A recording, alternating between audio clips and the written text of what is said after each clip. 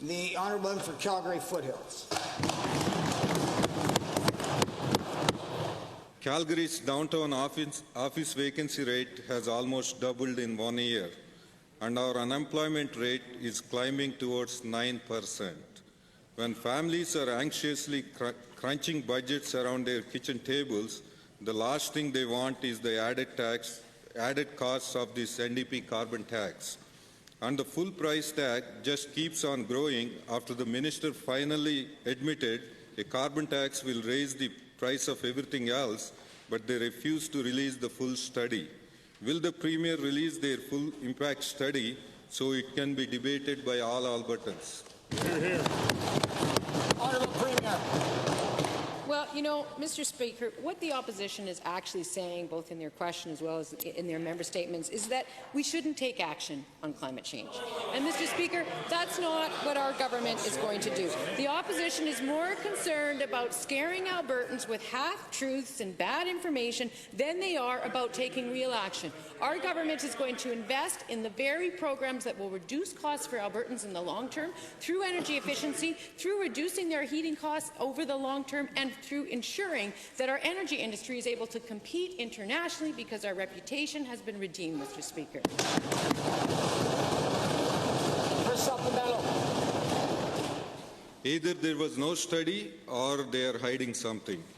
Albertans will realize the full cost of this NDP's carbon tax when it hits their families. With hundreds of dollars out of pocket, that's the difference between hockey registration or dance classes, while everyone is suffering from a hurting economy.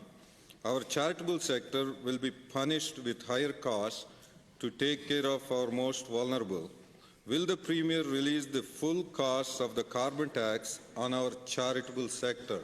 Honourable Premier.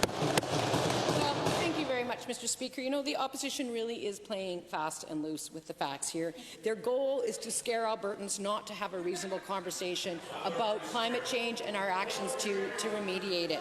Their claims about the indirect cost of our program are simply not true, Mr. Speaker. And we know that they misuse the numbers because the author of the study that they rely on has gone public to say that they've been misusing the numbers. And it would be very helpful for us to have a reasonable conversation to begin by talking about the real facts, Mr. Speaker.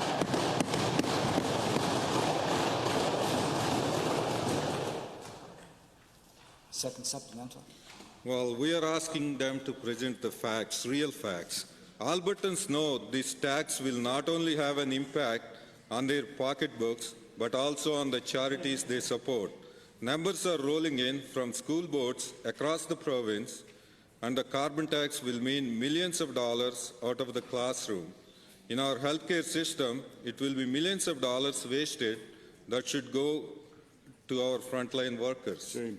Has the government done any studies to find out how many millions will be taken away from healthcare, seniors, and education? Thank you, honourable member. Honourable Premier. I'll say, Mr. Speaker, is that one study that's been out there as a result of the Physicians Against Coal-Fired Electricity is that we will save roughly $200 million in our healthcare system as a result of not treating people for respiratory problems associated with coal. So there's some numbers, and I'm happy to give more as we engage in this conversation over the course of the next 2 weeks, Mr. Speaker.